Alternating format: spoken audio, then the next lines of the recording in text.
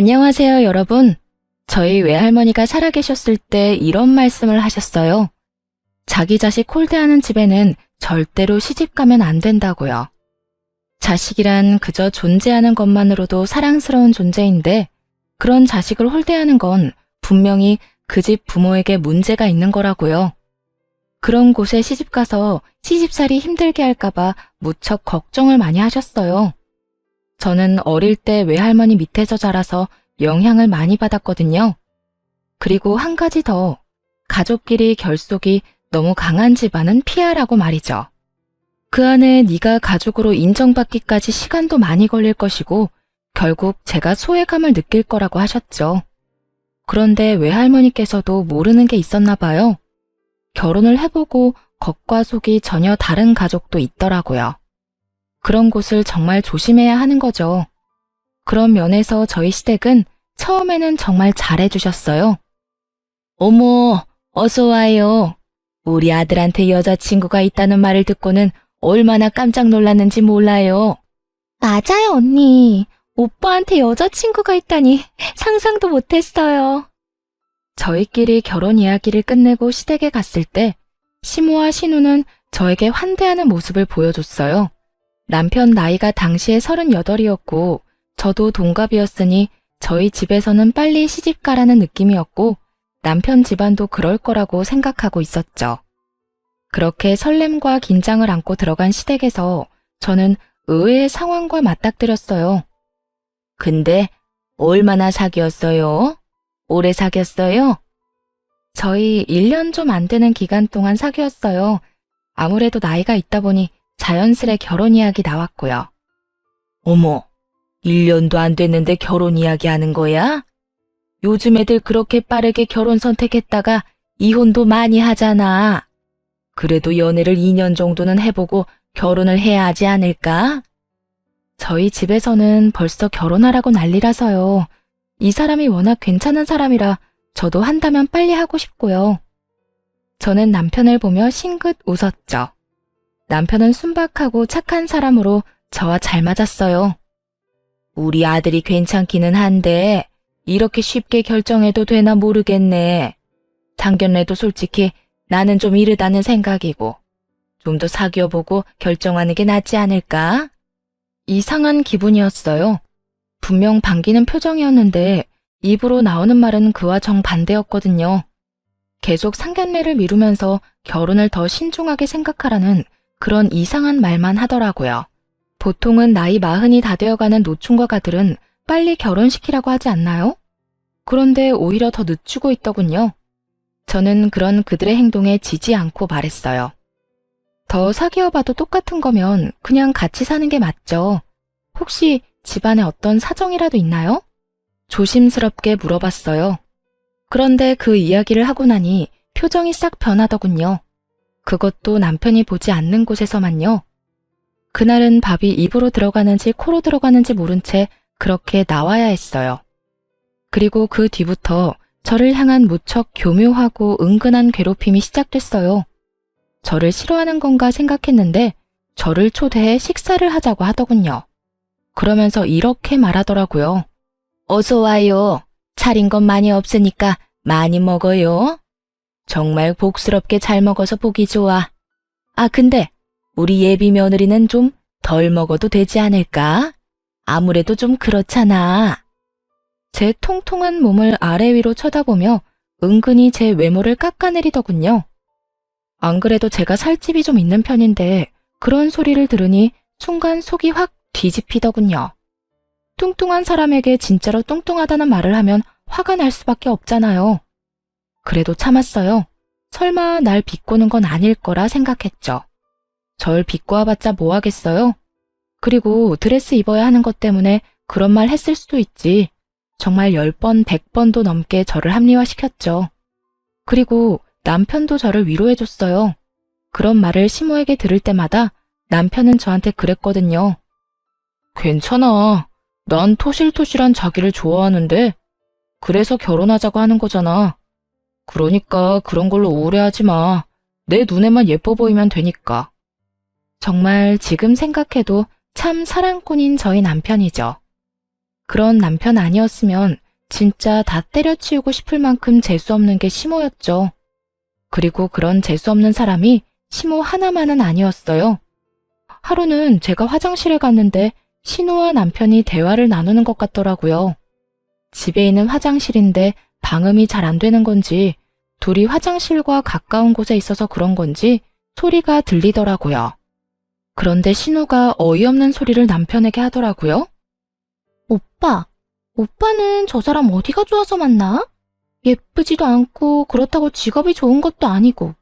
그리고 우리 엄마한테도 가끔씩 정색하는 거 봤거든? 게다가 나까지 무시하는 시선 보낸다니까? 그것도 오빠 없을 때만. 화장실 안에서 그 이야기 듣는데 누구 이야기인가 싶었어요. 그런 적 없고 그런 짓만 당했는데 제가 대체 누구에게 그런 짓을 했다는 거죠? 어쨌든 나는 그 여자랑 오빠 결혼하는 거 싫어. 오빠가 결혼 다시 생각해보면 안 돼? 더 이상 듣고 있기 싫어서 일부러 화장실 문을 요란하게 열고 밖으로 나왔어요. 그랬더니 신우가 셀쭉한 얼굴로 저를 노려보더군요. 정말 갈수록 이해 불가였어요.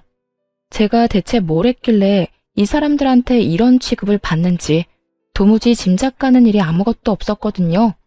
그래도 다행인 것은 남편은 그런 방해에도 절대로 낚이지 않았다는 거죠.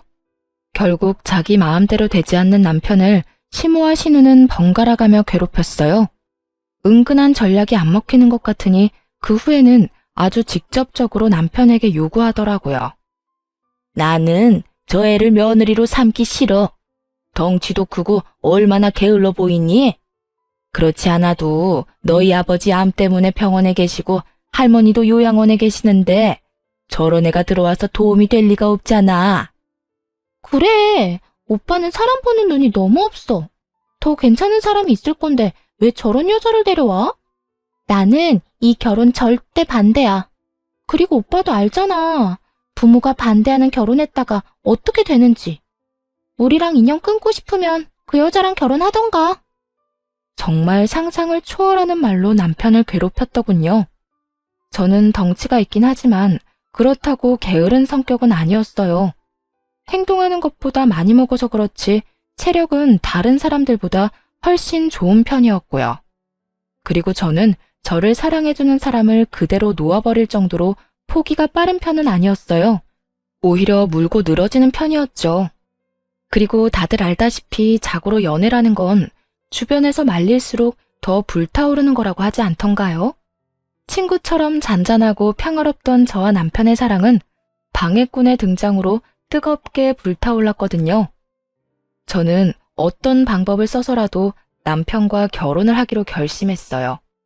정당한 이유도 없이 까이는 건 제 성격에 맞지 않았거든요. 그리고 당한 대로 갚아주는 게 제 성격이라 저도 시모와 신우 몰래 준비를 좀 했어요. 남편이 결혼을 일찍 하려는 이유는 시부에게 결혼한 자신을 보여주려는 것도 있었거든요. 그렇지만 그 시부가 지병으로 병원에 입원해서 치료를 받는 중이라 밖으로 나오지 못했던 상황이었죠. 제가 남편에게 부탁했어요.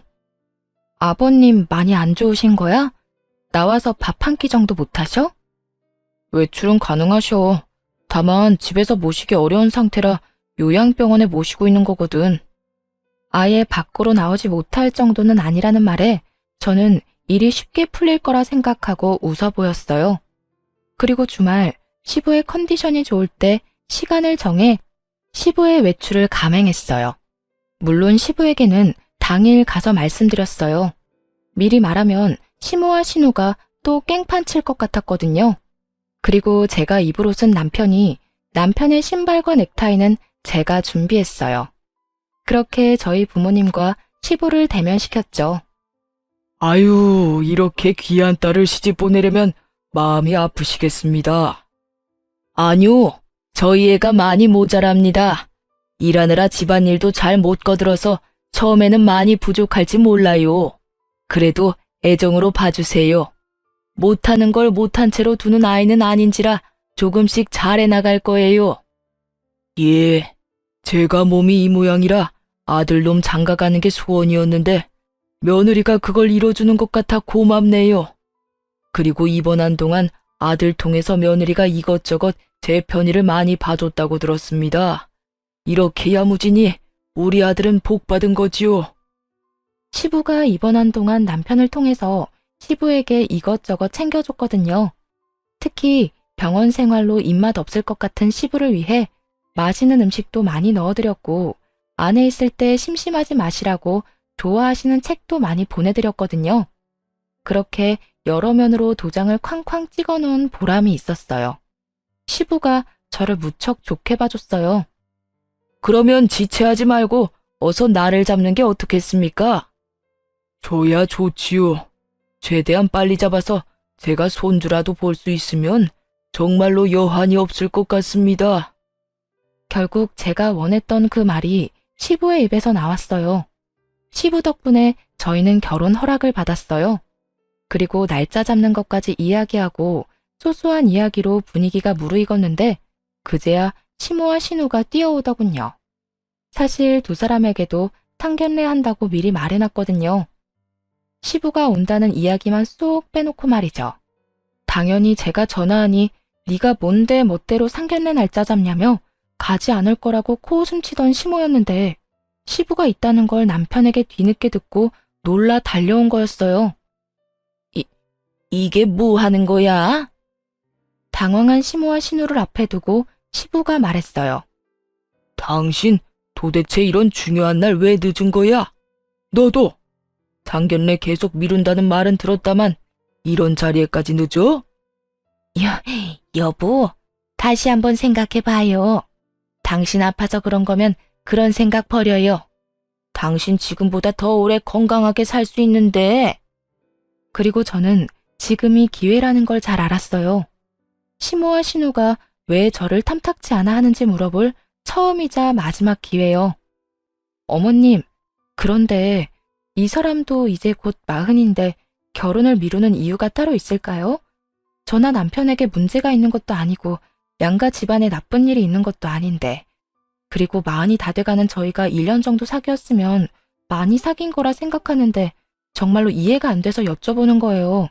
저희가 왜 이 결혼을 더 끌어야 하는지 저희한테 설명 좀 해주세요. 그래야 저희도 납득하고 그 말에 따르던 말던 하죠. 시모가 또박또박 할 말 하는 저를 살짝 째려보더군요. 저도 엄마 아빠 위세가 있으니 무섭지는 않더라고요.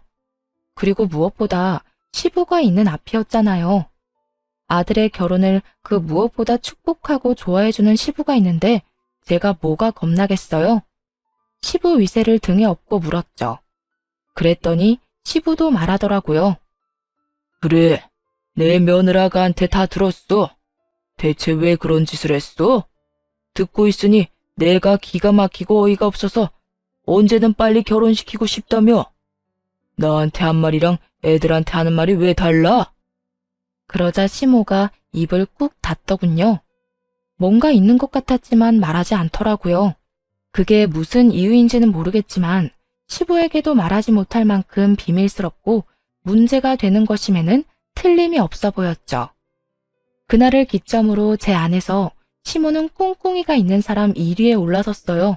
그렇지만 시부를 끌어들인 보람이 있었는지 결혼은 빠르게 진행됐어요. 조금만 더 늦었으면 다음해 말까지 기다렸어야 할 뻔했거든요. 결혼 과정에서도 여러 가지로 성가시게 하던 시모는 시부의 전화 한 통이면 쪼그라들어서 결혼 준비는 문제없이 해나갔어요. 그렇게 저와 남편은 결혼을 했어요. 그리고 가장 먼저 한 건 남편의 통장 관리였죠. 남편은 매달 50만 원씩 시모에게 용돈을 주고 있었어요. 솔직히 너무 많다 싶었지만 그건 남편이 자기 부모에게 주는 거니 제가 손댈 부분이라고 생각지 않았어요. 게다가 시모도 조모와 시부를 돌보느라 많이 힘든 건 사실이었거든요. 남편에게 듣기로는 조모도 살아계시는데 1급 시력장애와 노환으로 요양원에 계신다고 했거든요. 그러니 시모는 본인의 남편 병간호도 해야 하고 시어머니의 병간호도 해야 하는 상황이었던 거죠. 직장을 다니지는 않지만 힘든 일을 하는 분이니 그 정도 용돈 드리는 건 아깝지 않다고 생각했어요. 그렇게 결혼하고 6년쯤 지났을 때는 서로가 서로에게 어느 정도 익숙해진 상황이었어요.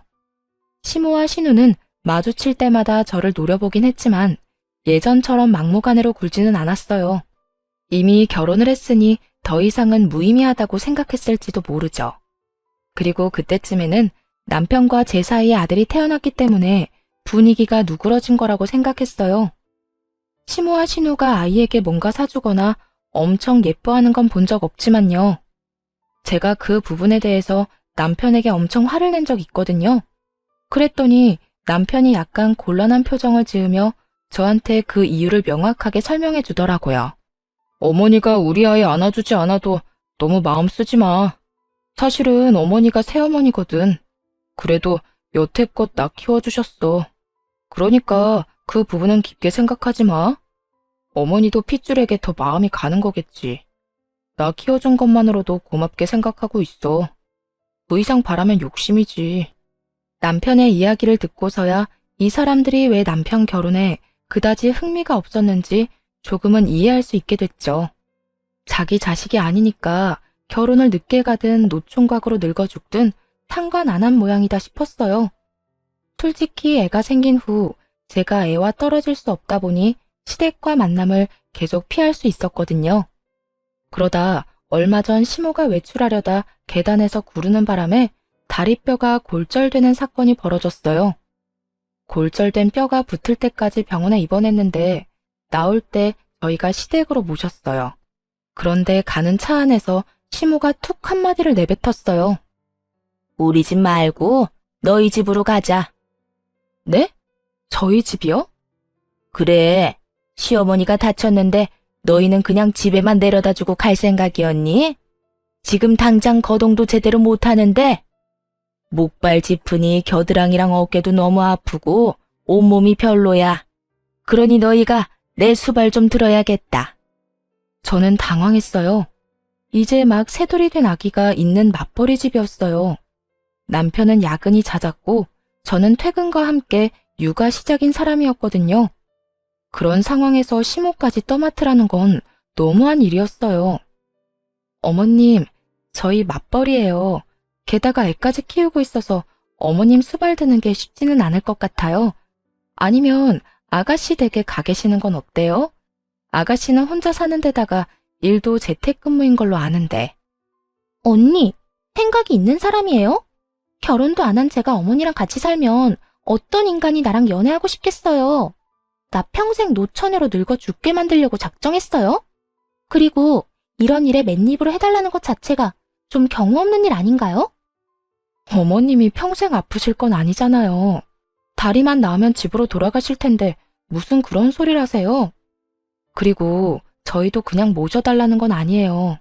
어머님께 드리는 용돈에 더 못해서 한 달에 100만 원 어머님 편으로 붙여드릴게요. 그걸로 어머님 모셔주면 될 것 같은데. 꼴랑 100만 원으로 누구한테 그딴 일을 시켜요? 그리고 그 100만 원 중에 절반은 엄마 용돈이잖아요. 사람을 그따위 싼값에 부려먹어도 되는 일이에요? 200만 원 맞춰주면 생각해 볼게요. 상상을 초월한 금액에 슬금슬금 열이 나더군요. 아가씨, 보자하니 너무하시네요. 어머님 자식이 남편뿐이에요? 아가씨도 어머님 모실 자격 충분한데 그럼 저희한테 돈 주세요. 그 돈 받고 제가 일 그만두고 어머니 모실 테니까. 그만해라. 아들이 어머니 모시는 게 당연한 일이지. 너가 모시기 싫어서 내 딸한테 그런 소리 하는 거야? 먼저 돈 이야기 꺼낸 건 아가씨예요. 어쨌든 저희는 상황상 어머님 못 모시니까 아가씨랑 저희랑 모은 돈으로 요양병원이나 재활병원에 들어가서 치료라도 받으세요. 아들아, 네 와이프 하는 거 보고 할 말 없니? 내가 그래서 처음부터 마음에 안 든다고 누누이 말하지 않았어. 이거 봐라. 아픈 엄마 모시고 싶지도 않다며 네 누이 동생한테 미루는 것 좀 봐. 내가 이렇게 비참하게 살아야겠어? 어머니, 저도 어머니 마음은 이해가 가지만 저희 상황도 생각해 주세요. 저도 야근 많고 이 사람도 집에 와서 독박 육아해서 정말로 어머니 모실 시간 여유가 전혀 없어요. 병원이라도 들어가 계시면 자주 찾아뵙고 원하는 거 넣어드릴게요. 그리고 괜찮아지면 집으로 오시면 되고요. 뭔가 남편이 한마디 해주길 바란 모양이더라고요. 그런데 남편이 그렇게 나오니 시모가 기가 찬 듯 남편을 쳐다봤어요. 너 결혼했다고 사람이 바뀌었네. 예전에는 내가 하란 대로 꼬박꼬박 해주더니 이제는 그런 거 해줄 필요 없니? 그것도 다 네 와이프가 뒤에서 시키는 거겠지? 와이프한테 제발 뭐라고 하지 마세요. 대체 왜 이러세요? 어쨌든 저희는 거절했으니까 동생이랑 상의해서 저한테 알려주세요. 그렇게 남편은 시모와 신우를 시댁에 내려주고 집으로 돌아왔어요. 그리고 그렇게 끝난 줄 알았는데 저희 마음속에서만 끝난 일이더군요. 얘, 너 정말로 나 수발 안 들 거니? 이래서 키워준 은혜도 모른다는 말이 나오는 거야. 내가 너한테 얼마나 신경을 썼는데 지금 와서 나한테 이딴 취급을 받게 해? 오빠, 진짜 너무해. 어떻게 나한테 엄마를 맡으라고 할 수 있어? 오빠가 인간이야? 두 사람이 교대로 남편을 끊임없이 괴롭혔어요. 아주 거머리가 따로 없을 정도였죠. 시모는 전화통화로, 신우는 찾아와서 남편을 괴롭혀댔어요. 그렇잖아도 살이 안 찌는 사람이 피로로 늙어가기까지 하니 저도 이제는 못 참겠더군요. 시모와 신우에게 한마디씩 하려다가 남편 말이 생각나서 그것도 못할 짓이더라고요. 자기 키워준 어머니라며 이해해달라는 그날의 남편 목소리가 제 머릿속을 떠나지 않았거든요. 결국 저는 시모를 저희 집으로 데려오도록 했어요. 다만 딱 두 달만 봐주기로 약속을 했고요. 신우에게 돈도 받아내고 싶었는데 신우가 제대로 된 일도 안 하고 다니니 어쩔 수 없이 아무것도 받지 않고 시모를 봐주기로 했어요. 그런데 온 첫날부터 저에게는 지옥과 다름없었어요. 아침에 출근할 때 점심 식사도 다 해놔야 되는 거 아니니? 반찬이 빈약해서 뼈가 낫겠어? 네 자식이 아팠어도 일이 성의 없이 했을까? 저녁밥이 느끼해서 그런지 상큼한 과일이 먹고 싶구나. 냉장고에 들어있던 건 신선하지 않으니까 나가서 좀 사와. 복숭아나 메론 같은 걸로. 시모는 정말 진상 중에서도 상진상이었어요. 집에 없는 와중에도 전화를 해서 저에게 끊임없이 무언가를 요구했고 집에 와서는 남편이 돌아올 때까지 애를 볼 시간도 없이 휘둘렸어요. 정말 온갖 트집을 다 잡더군요. 그렇게 2주의 시간이 흘렀어요. 그런데 그 2주 동안 시모는 한 번도 시부나 조모에 대한 이야기를 묻지 않더군요. 시모가 시부의 병간호를 책임지고 있었다는 건 알고 있었거든요. 그런데 시모도 시부도 서로에게 연락을 하지 않는 걸 보고 의아한 기분이 들더군요. 따로 남편에게 말해서 함께 시부의 병원으로 향하기로 했어요. 조모가 있는 요양원은 그리 멀지 않았기에 거기부터 들리기로 했어요.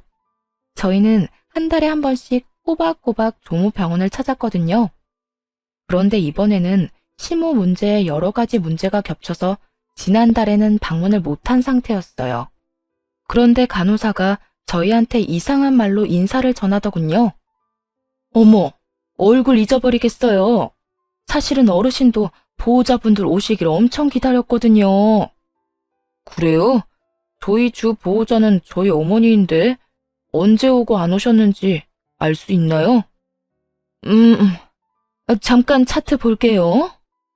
그러면서 컴퓨터를 훑는 간호사의 시간이 점점 길어졌어요.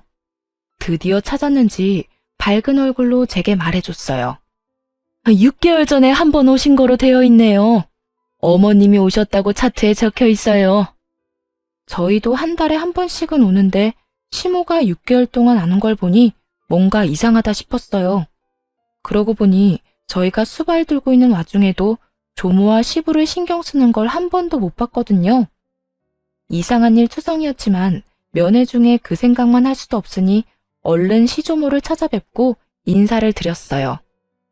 할머니, 저희 왔어요. 아이고, 그래. 우리 새끼 왔니? 네, 지난달에는 죄송해요. 어머니도 다치시는 바람에 경황이 없었거든요. 밖에서 사온 음료를 옆 침대분들에게도 챙겨주고 조모를 휠체어에 태워 요양원 내에 조용한 곳으로 갔어요.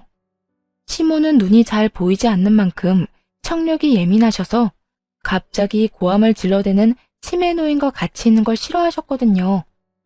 우리 손자, 손 좀 잡아보자. 눈이 잘 안 보이는 시조모께서 남편의 손과 팔, 얼굴을 더듬거렸어요. 너 혹시 살 빠졌니?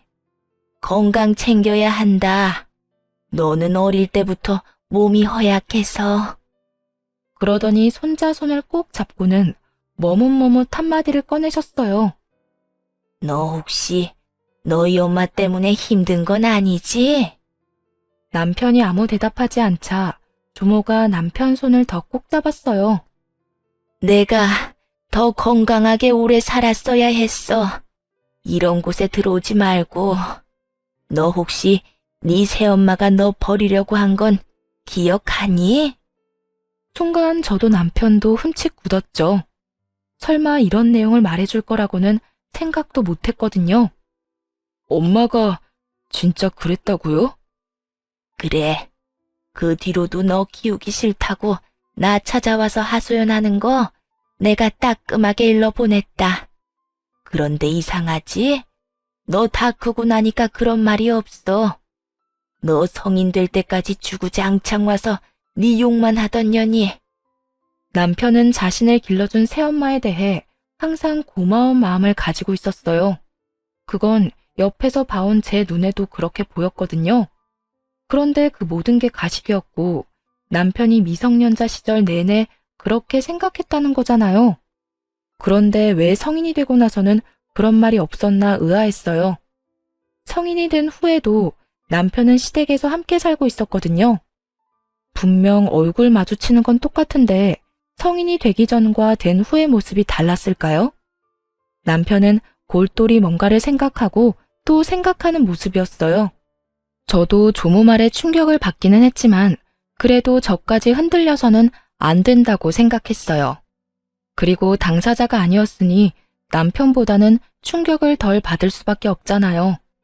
그래서 곁에서 조용히 남편을 토닥여줬어요. 시조모와 면회를 끝나고 시부 병원으로 향하는 내내 남편은 뭔가를 생각하는 것처럼 아무 말도 하지 않았어요. 저도 그런 남편의 모습이 어색했지만 옆에서 눈치만 보고 있었죠. 그리고 시부 병원에 도착해서 남편이 한 일은 시모가 언제 병원에 왔었는지였어요. 생각보다 시부 병원에는 자주 왔더군요. 시부가 입원한 기간이 그리 길지는 않았는데 1, 2주마다 꼬박꼬박 왔더라고요. 그래도 시어머니보다는 남편이 좋은가 보다 싶었는데 시부 말을 들어보니 그건 또 아니더군요. 아버지, 저 왔어요. 혹시 어머니가 자주 찾으셨어요? 자주 찾아왔다 마다. 아주 올 때마다 귀찮아 죽겠다. 너 혹시 네 어머니 홀대하고 있는 건 아니냐? 시부의 갑작스러운 말은 시모와 정반대였죠. 남편이 갸웃하더니 시부에게 말했어요. 왜 그렇게 말씀하세요?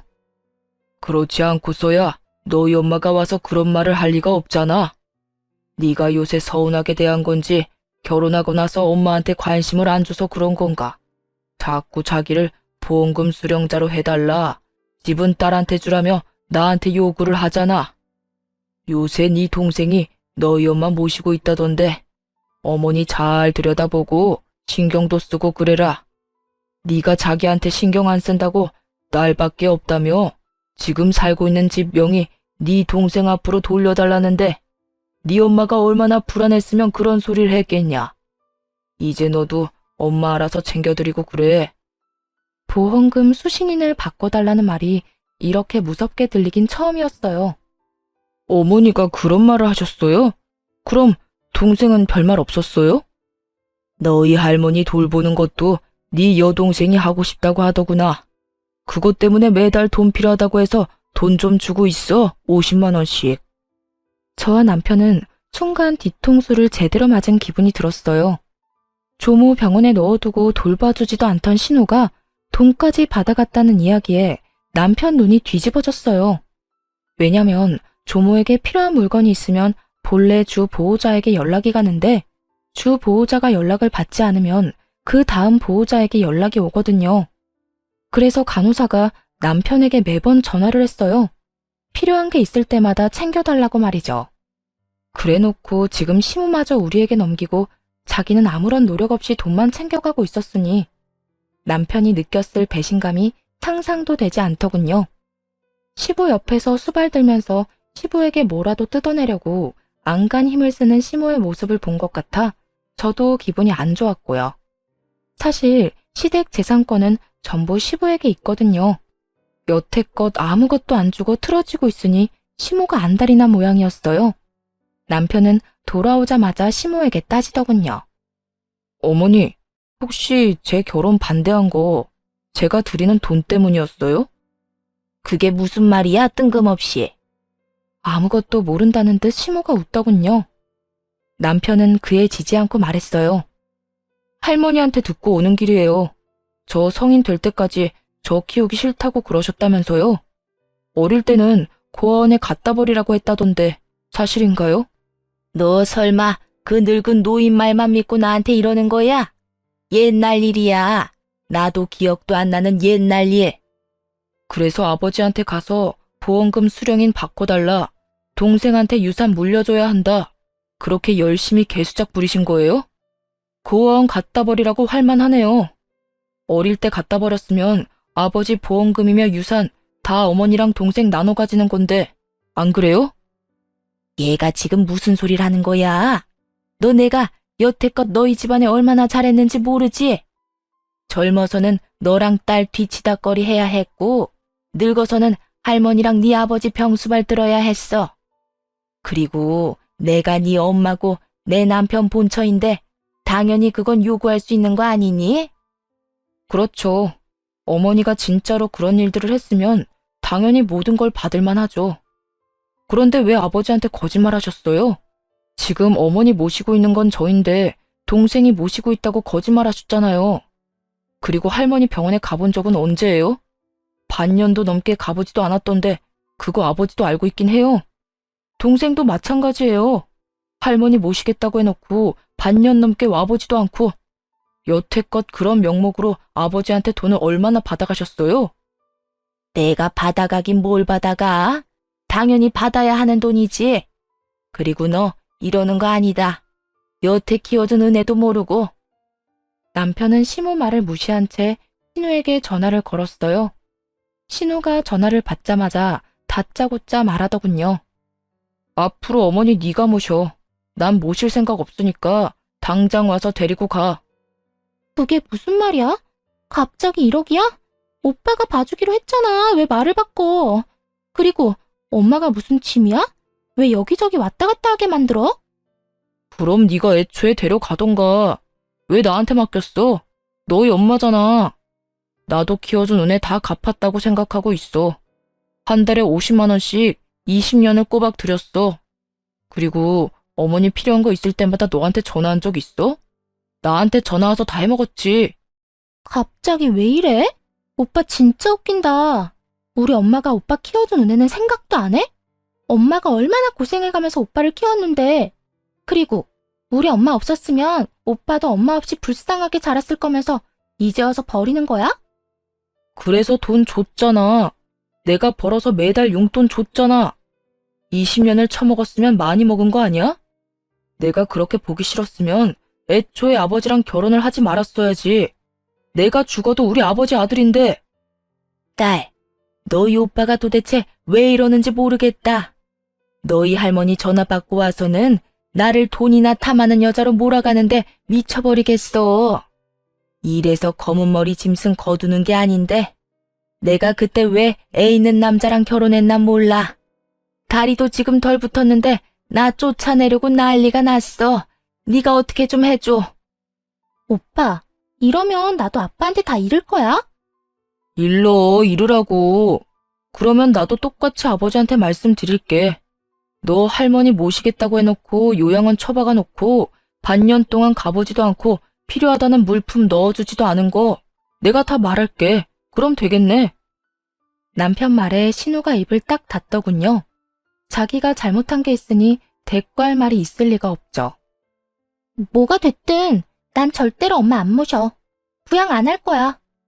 어머니 기분 좋으시겠어요? 하나뿐인 딸이 절대로 어머니 수발은 안 든다네요. 근데 어쩌죠? 이제 저도 당신 자식 아닌데.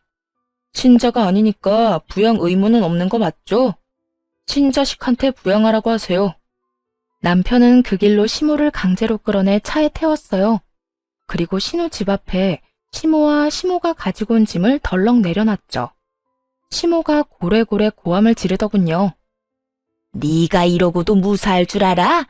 부모를 노상에 두고 가는 놈이 어딨어? 두고 봐라. 내가 너 용서 안 할 거야. 누가 부모예요? 자식 버리려던 계모 주제에 부모? 웃기고 있네. 남편은 시모와 신우의 연락을 싹 다 무시하고 시부 병원으로 향했어요. 그리고 병원에 입원한 시부에게 다 이야기했어요. 시부가 그간의 이야기를 듣고는 충격을 받아 시모를 불러냈어요. 시모는 억울한 표정 한껏 지으며 신우와 들어오더군요. 여보, 내가 어떤 꼴을 당했는지 알아요? 당신 없다고 저 녀석이 나를 얼마나 홀대하던지. 뼈가 다 붙지도 않았는데 저를 강제로 쫓아내더라니까요. 당신 딸 집에 있는 거 아니었어? 나한테는 딸이 수발 다 든다고 했잖아. 그제야 자기가 말실수를 했다는 걸 깨달았는지 입술을 꽉 닫더군요.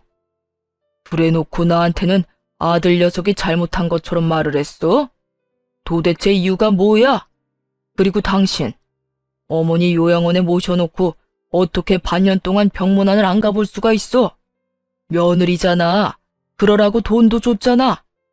나한테 오는 길에 어머니 뵙고 왔다면서 뻔뻔하게 거짓말을 해? 그래놓고 뭐? 보험금 수령인을 당신 앞으로 해달라고? 당신 같은 거짓말쟁이한테? 여보, 제가 하는 이야기 믿지 마요. 그거 다 우리 이간질 시키려고. 이간질은 무슨, 내가 병원에 전화해서 직접 알아봤는데. 이게 대체 뭐 하는 짓이야? 당신이 그러고도 사람이야? 나 병원에 입원하면서 딱 한 가지 부탁했어. 어머니 잘 좀 모셔달라고. 그런데 보라는 어머니는 안 보고 나한테 찾아와서 돈 뜯을 생각만 해? 아버지, 어머니한테만 뭐라고 하지 마요. 엄마가 얼마나 힘들었는데요. 아버지가 그러면 안 되죠. 그래, 안 되겠지. 네 엄마처럼 너도 나한테 거짓말하고 할머니 내버려 뒀잖아. 도대체가 내가 입원한 동안 무슨 일이 생긴 거야? 당신, 지금 당장 우리 집에서 나가. 주민등록 말소 신청할 테니까. 여보, 아버지! 나 부르지 마라. 가만 보니 우리 아들 결혼 계속 미룬 것부터 이상하다 싶었어. 나하고 말할 때는 빨리 장가 보내야 한다더니 장가 간다는 애한테 못 가게 막은 거 아들 돈 때문이지? 우리 아들이 돈 벌어서 당신한테 돈 주고 내가 당신 고생한다고 생활비조로 돈 주고 그러니까 일도 안 하고 편하게 지내려고. 결국 시부의 불호령에 시모와 신우는 아무 소리도 못하고 쫓겨났어요. 그리고 정말로 시부는 시모의 주민등록을 말소시켜버렸어요. 두 사람은 재혼인데다가 등본상으로는 배우자가 아닌 동거인으로 되어 있어서 가정이 좀 단순했죠. 이혼도 필요 없는 상황이더라고요. 법적으로 혼인신고가 된 게 아니었더라고요. 나중에 알게 된 사실인데 시모가 몇 달 있어보고 아니다 싶으면 튈 생각이었나 보더라고요. 그래서 시부 쪽이 아닌 시모 쪽에서 혼인신고는 안 하겠다고 했고 그 뒤로 계속 이렇게 혼인신고 안 하고 살았다더군요. 그러다 남편이 결혼하고 시부가 곧 죽을 것처럼 병원에 들어가 있으니 그제서야 재산을 챙길 생각으로 중간에서 날조하고 다닌 거였죠. 자기들에게 재산을 주기를 원한 거고요. 참 대담한 건지 미련한 건지 그렇게 시모가 주민등록지도 없이 붕 떠버렸어요. 그러자 시모와 신우가 매일같이 시부에게 찾아가 눈물로 애원을 하더라고요.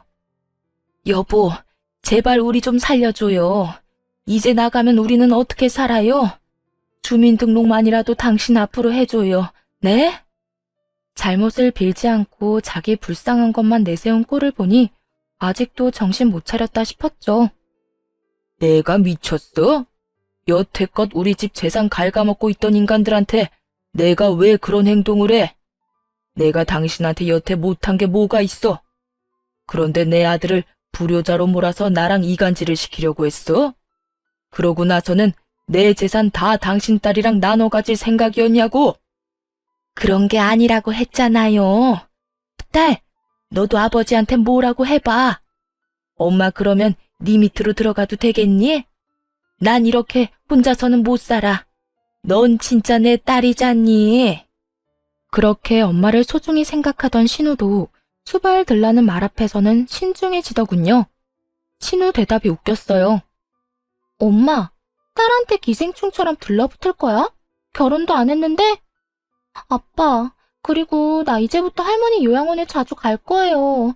그러니까 제발 저는 내치지 마세요. 네? 엄마는 남이지만 저는 아빠 핏줄이잖아요. 자기 살 길 찾을 거라고 제 어미를 발판으로 삼는 것도 참 혼자 보기 아까운 장면이긴 했죠. 결국 그 둘의 눈물 나는 총극을 감상한 시부는 완전 열이 끝까지 받아버려 두 사람 눈앞에서 모든 것을 끝장내버렸어요. 돈이 그렇게 중요하냐? 너희가 그 돈 없어도 나한테 들러붙나 보자. 내가 가진 재산 전부 우리 아들한테 증여할 거야. 내 집도 내 재산도 싹 다 아들한테 증여하고 나와 내 어머니 죽을 때까지 모시라고 할 거다. 이제 됐어? 시부의 폭탄 선언에 시모가 더 큰 고함 소리로 울었어요. 여보, 어떻게 나한테 한 푼도 안 남겨줄 수가 있어요? 이건 잘못된 거예요.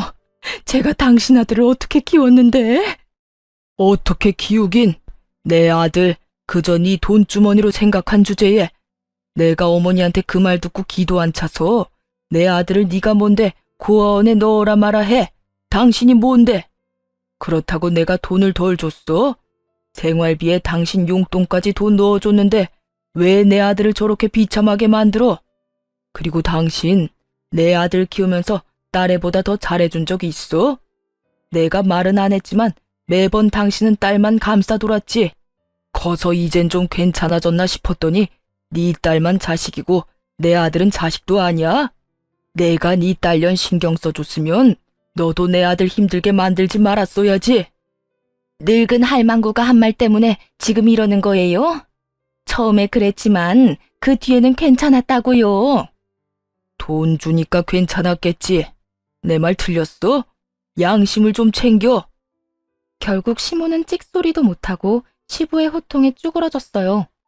저도 나중에 알았는데 신우는 시모가 데려온 딸이었고 남편은 시부가 데려온 아들이었더군요.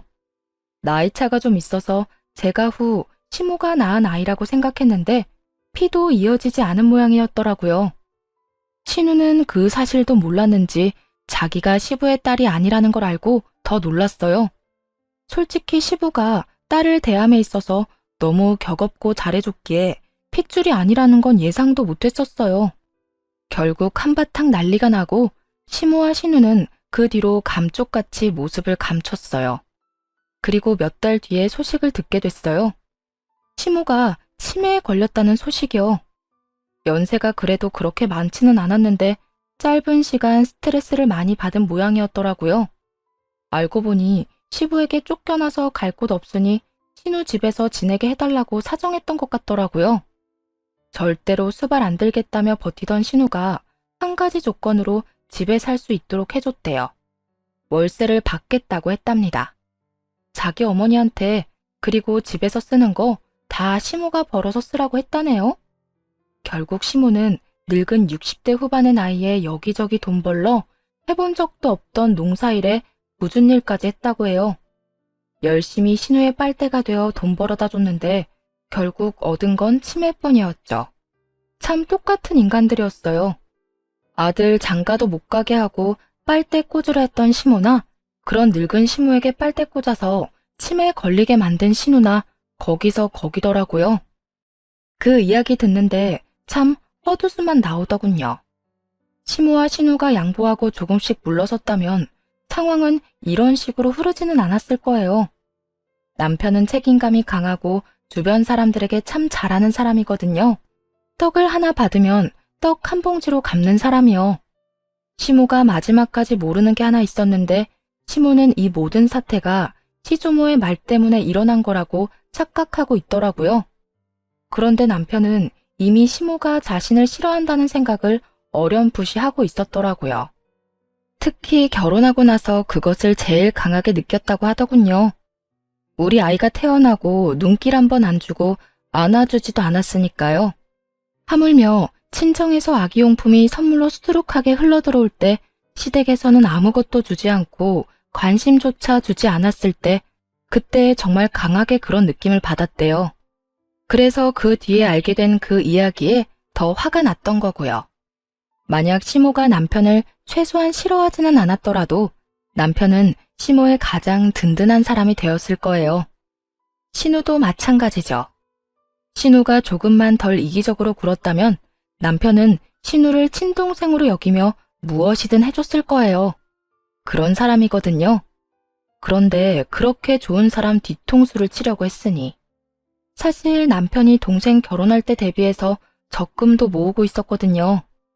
아버지 아프고 아버지 번 돈이 병원비로 들어가는 상황에서 동생이랑 어머니는 자기가 책임져야 한다고 생각했나 봐요.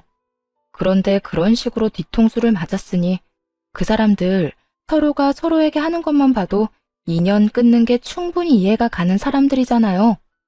시모는 딸한테 시달려 등골 빠지게 일하다 치매나 걸리고 딸은 시모한테 빨대 꽂으려다 더 큰 짐을 얻게 됐으니 자기가 뿌린 대로 고스란히 걷어들인 거였죠.